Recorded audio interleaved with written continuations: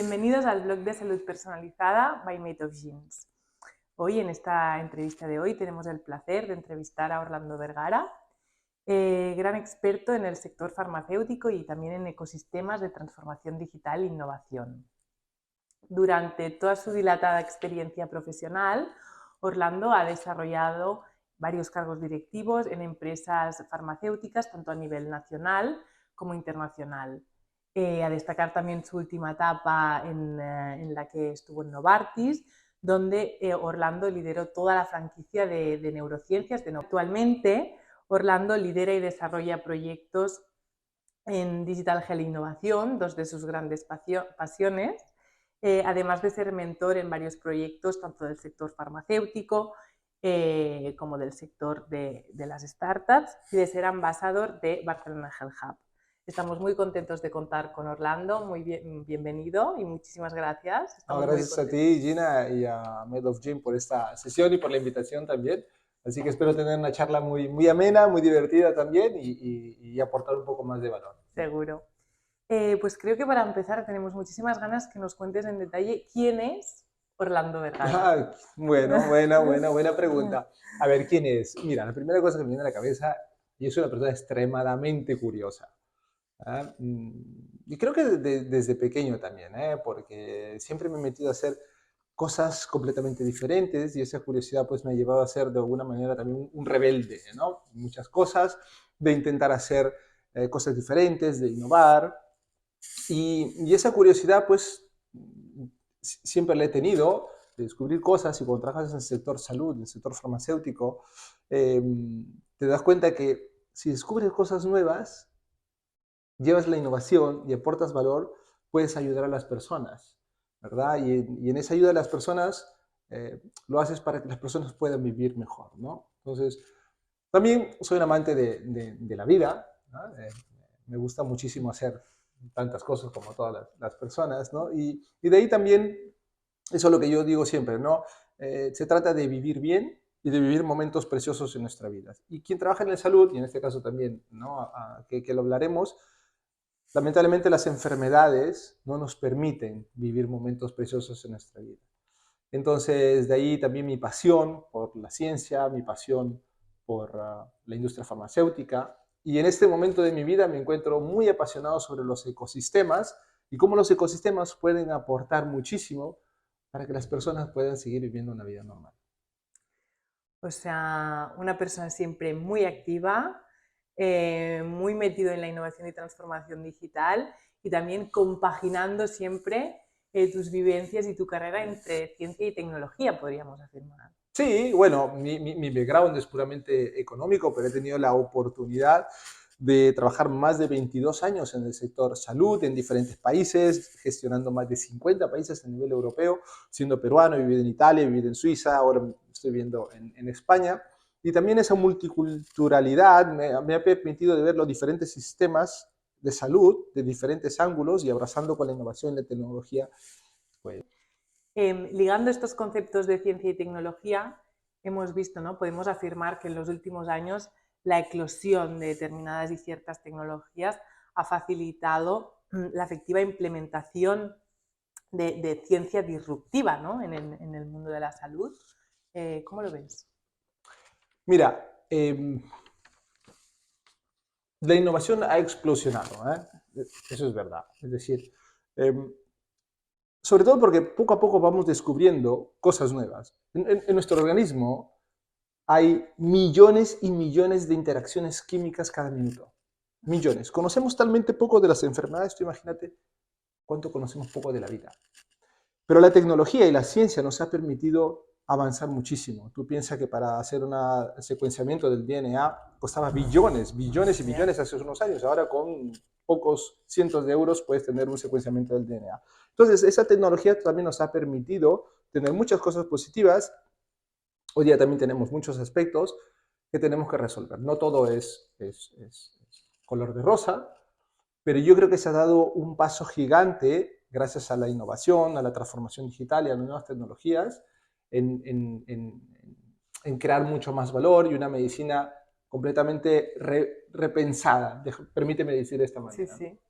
Y concretamente en el sector farmacéutico, ¿cómo crees que está impactando este binomio ciencia y tecnología? Mm. Mira, este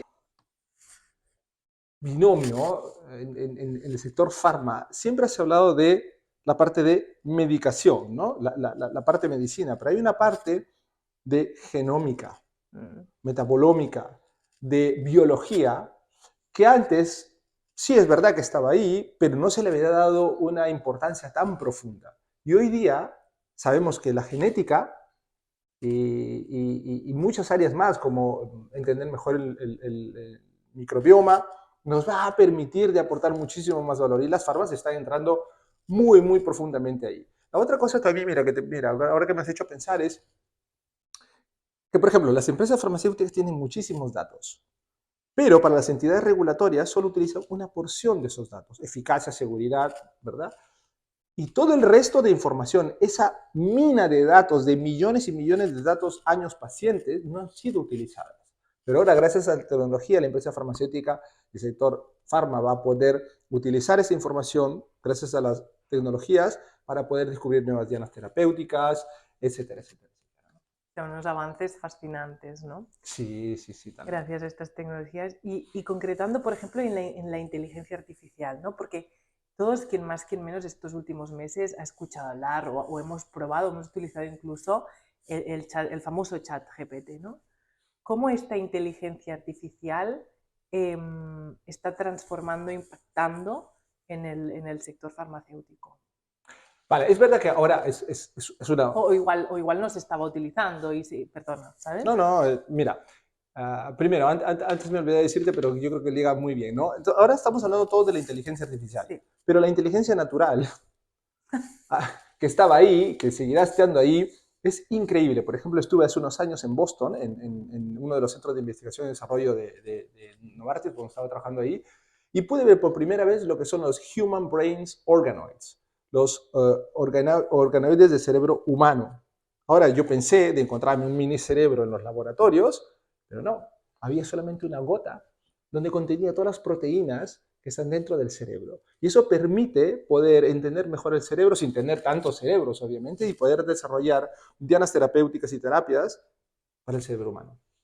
Entonces, cosas que tú puedes pensar que son surrealistas ya estaban ahí. La inteligencia artificial también de alguna manera la hemos utilizado. Lo que pasa es que hoy día somos capaces de manera simple poder utilizarla todos. Claro. Una de las cuestiones que yo siempre me puse es, la inteligencia artificial va a llegar, va a romper.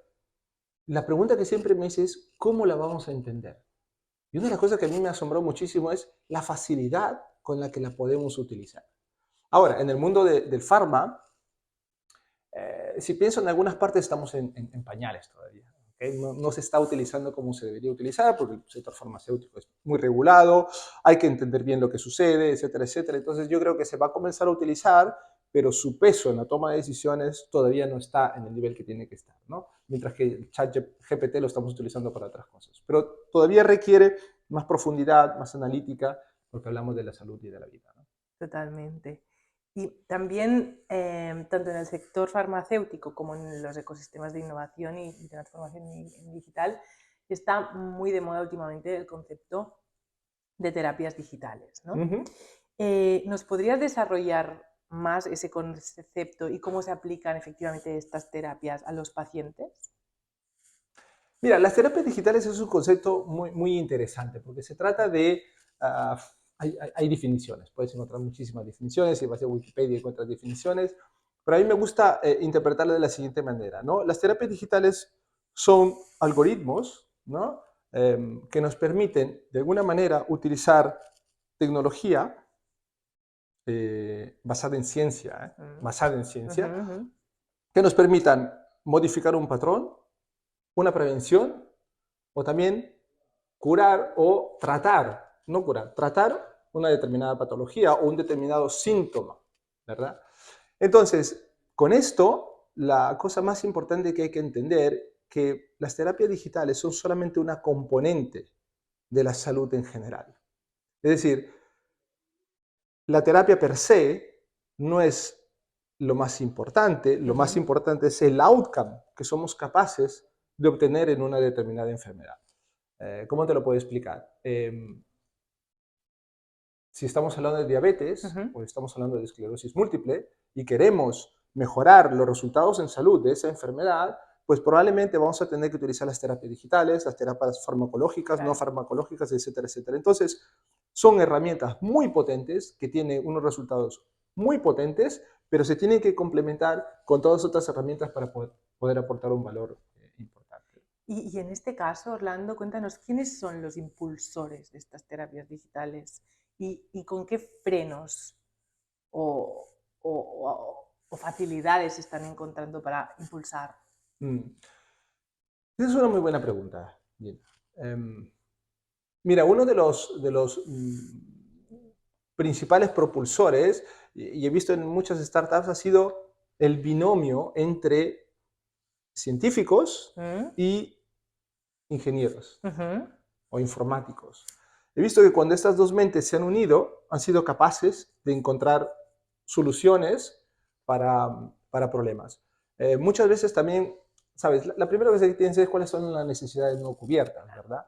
Entonces, todas estas terapias digitales prevalentemente van a intervenir en aspectos que tienen que ver con el comportamiento del ser humano. Entonces, estamos hablando de ansiedad, depresión, enfermedades neurodegenerativas, ¿verdad? Pero también se utilizan en otras áreas. Entonces, el primer punto es decir, oye, ¿dónde hay una necesidad que aún no ha sido cubierta? Y ahí muchas personas, outliers, muchas veces, se han metido, han entendido, lo que pasa es que ahora hay que hacer realidad todo eso en el mercado, ¿no? Por ejemplo, una de las principales y de las primeras terapias digitales fue Pear Therapeutics en Estados Unidos, ¿no? Para determinados problemas con abuso de drogas, ¿verdad? Porque había una gran necesidad, estas terapias te podían ayudar. Entonces, no es que sea solamente de uno, pero principalmente he visto que nacen desde la ciencia combinada con la tecnología, ¿no? Muy, muy fascinante, ¿no? Sin duda desde la inteligencia artificial, las terapias digitales y todo esto, ahora me preguntaba, ¿no? Con lo que hablamos de nuestro primer objetivo, ¿no? Mejorar y hacer más feliz la vida de las personas, ¿no? Cómo efectivamente toda esta transformación digital e innovación está permitiendo... Es muy amplia, ¿no? Lo que has mencionado, Sí. Gina, pero yo creo que es...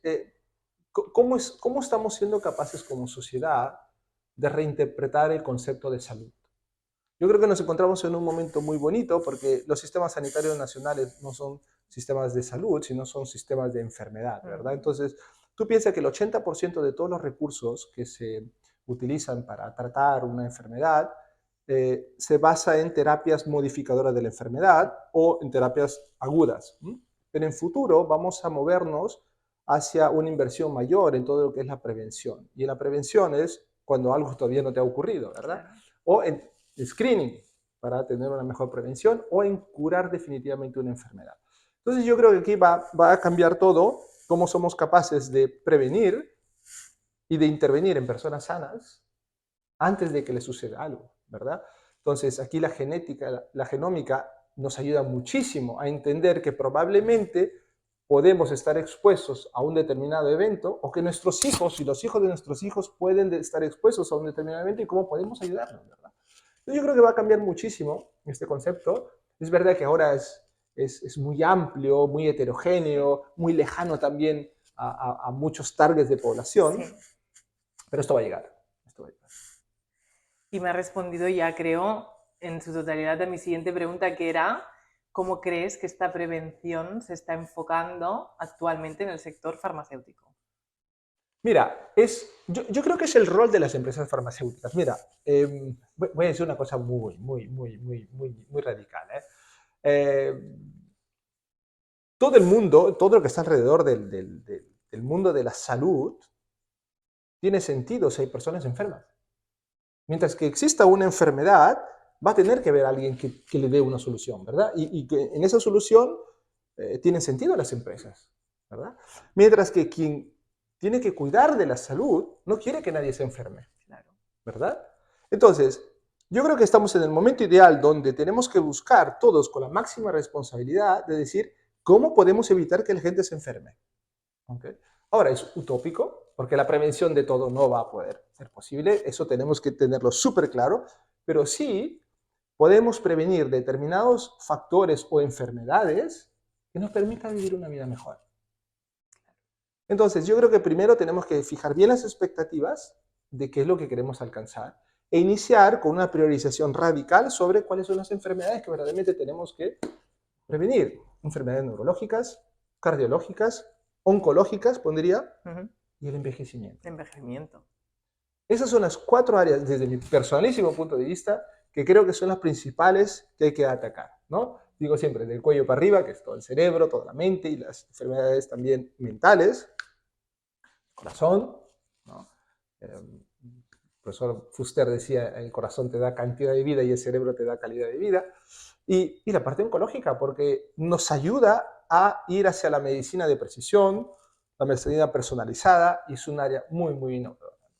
Y esto me lleva a hacerte unas pequeñas preguntas de respuesta, si quieres, corta incluso, ¿Sí? que yo les llamo, esto me ha llevado a la salud del futuro al presente, ¿no? Ah, mira.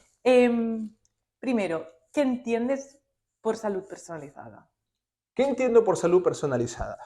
Entiendo lo que te dije al inicio. En nuestro organismo suceden millones y millones de interacciones químicas cada minuto. Por tanto, mi organismo es completamente diferente al tuyo. Y es diferente también dónde nos encontramos. De buen peruano, pues vivo en una determinada región, pero ahora vivo en otra, ¿verdad? Entonces hay más factores. Por tanto, la medicina de precisión va a ser capaz de poder definir quién es Orlando, quién es Gina y quién es cada individuo para poder personalizar un determinado tratamiento farmacológico o no farmacológico y cómo podemos intervenir, ¿no? Y ahora un poco la pregunta al revés. ¿Cómo esta medicina de precisión puede ayudar a la transformación digital? Ah, bueno, esa es la gallina o el huevo, ¿no? Mira, si estuviésemos al punto cero, te daría una respuesta.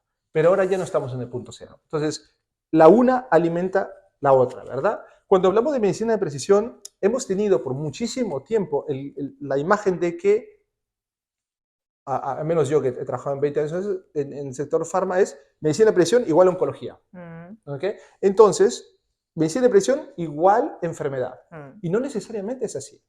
La medicina de precisión o la medicina personalizada también sirve para personas que no están enfermas. ¿Ok? Entonces, tenemos que quitar medicina de precisión igual a enfermedad, quitarla. No es así. La medicina de precisión sirve para poder vivir mejor. También nos permite tener un mayor bienestar, nos permite prevenir y nos permite también intervenir farmacológico o no farmacológicamente cuando tenemos una enfermedad. ¿Y hacia dónde crees que van todas estas tecnologías digitales que nos pueden ayudar a dar una mayor personalización y precisión? Mira, yo lo que es mi invitación, ¿ok? Más que, y es una reflexión. Todo lo que nosotros pensamos de la personalización, cuando hablamos de personalización, lo que sí tenemos que tener clave es que la única manera para poder personalizar es tener los datos. Y los datos no es solamente lo que sucede de nuestra piel para adentro, eso vamos en buen camino, Sí. sino también de lo que sucede de nuestra piel hacia afuera. O sea, por ejemplo, todo lo que posteamos en las redes sociales está definiendo un patrón comportamental de nosotros y gracias a eso podemos definir si es que necesitamos alguna intervención o no. Si tenemos ansiedad, si tenemos depresión. Entonces, cuando hablamos de esto es recoger datos en todo el ecosistema de social media o de lo que sucede en nuestro cuerpo hacia adentro para poder personalizar un determinado tratamiento o un determinado counseling, ¿verdad? Un determinado apoyo. Pero mi invitación no es solamente eso, es todo. Ahora, ¿cómo lo hacemos? ¿Verdad? Claro. Bueno, el tema de los datos nos daría para otra entrevista entera otro día. El dato, escuché una frase, el dato es la medicina del futuro. Y temas de seguridad y privacidad de los datos. Claro. Pero aquí también, Gira, mira, te hago un ejemplo que siempre utilizo. Muchas veces cuando preguntan a las personas, levante la mano quién de ustedes compartiría sus datos. Ves un auditorio que muchos levantan y muchos no. ¿ok? Pero la pregunta, me he dado cuenta que no está bien contextualizada. Si hago la misma pregunta y te digo, Mario, si ahora sales por la calle y te atropella un coche, llega la ambulancia y estás entre el punto y la vida y la muerte, pero esos médicos necesitan tus datos, ¿te gustaría que los datos los tuviesen, sí o no? La respuesta es sí, ¿verdad? Entonces yo creo que lo que tenemos que entender es que lo que estamos hablando es que los datos son la vida y nos pueden salvar la vida. El cambio de mindset. Claro, ese es el tema. Del que ahora Ese es el hablaremos tema. también. Última pregunta del bloque. ¿Cómo es para ti la medicina del siglo XXI? ¿Es la medicina que ya tenemos? Estás con unas preguntas súper interesantes, Gina. Yo creo que la medicina del siglo XXI, a ver, cada persona vive el momento que le toca, ¿verdad? Lo que pasa es que hay que pensar qué es lo que queremos en un futuro, ¿verdad? Una cosa es pensar en el corto plazo y otra cosa es tener una mentalidad cortoplacista, ¿ok? Entonces yo creo que la medicina son una de esas áreas que no podemos parar. No podemos parar absolutamente nunca. Lo que sí es que en este momento histórico tenemos una aceleración exponencial de todo lo que vamos a vivir. Y te digo otra cosa, hoy día entendemos lo que ocurre, pero dentro de un par de años, tú, yo y cualquier otra persona no va a ser capaz de entender toda la tecnología que nos va a llegar. Así que o comenzamos a entenderla y a confiar, o si no va a ser muy tarde porque no la entenderemos. Entonces yo creo que ese es el tipping point que ha puesto en jaque mate a muchísimos actores del ecosistema, que están de algunos paralizados, otros tomando acciones, pero en el futuro vamos a ver la creación de ecosistemas en salud que competirán con ecosistemas de salud y no las empresas entre ellas. Pero es un momento fascinante, con muchos miedos, muchos riesgos, pero creo que estamos en la dirección correcta. Y esto me lleva ya a preguntarte la siguiente cuestión, y es que, bueno, volviendo un poco a hablar de Orlando, ¿no? Orlando mentoriza, Orlando es ambassador, Orlando es speaker, y Orlando también escribe un libro de mindset de ecosistemas, ¿no? Entonces, ¿qué nos puedes contar? Bueno, mira, Gina, una de las cosas que me he dado cuenta en los últimos años es que conocemos mucho sobre el liderazgo, ¿verdad? Y hemos aprendido en los últimos años acerca de los ecosistemas. Lo que creo que falta es entender cómo los líderes y los individuos en las organizaciones tienen que adoptar un nuevo estilo de liderazgo para que puedan relacionarse con los ecosistemas. Suele pasar en las organizaciones que llegas a final de año y dices, uy, me han cortado el presupuesto, ¿verdad? Entonces, esa es una mentalidad de escasez. Lo que entiendo es pasar de esa mentalidad de escasez a una mentalidad de abundancia. Pues si tienes poco presupuesto, siéntate con tu competidor y ve si puedes colaborar. Entonces estamos en una fase de la competition, que es colaborar para luego competir. Se trata de ser proactivo y no reactivo. El 80% de los líderes están siempre en modalidad reactiva, reaccionan a algo. Solo el 20% hace algo.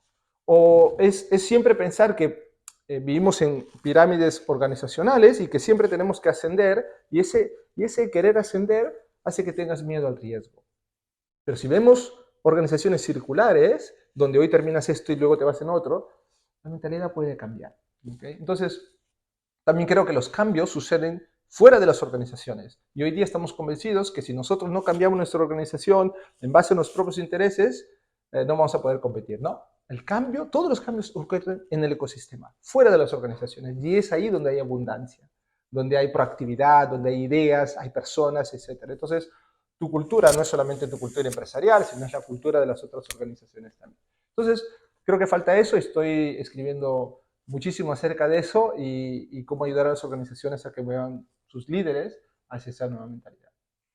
¿Y cuándo veremos este libro a la luz? Bueno, yo creo que en los próximos meses ya comenzaremos a ver algo. Entonces, yo creo que va a aportar mucho valor y creo que es muy necesario, no tanto por el libro per se, sino como que tenemos que entender todos que hay que ir en esa nueva mentalidad para poder crear valor. Lo que te comenté también hace poco, ¿no? Oye, Gina, me gusta tu americana, es una cosa, y otra cosa es decir, me gusta tu outfit, y ese outfit una empresa no lo puede hacer sola. Entonces hay que colaborar, competir, y los líderes tienen que darse cuenta de eso. Entonces yo creo que el libro saldrá, pero ya comencemos a cambiar esa mentalidad. Claro. Pues muy bien, Orlando, hasta aquí hemos llegado en nuestra Health Talks de hoy. Muchísimas gracias, muy, muy interesantes tus insights, tus explicaciones y esperamos verte nuevamente pronto y mucha salud.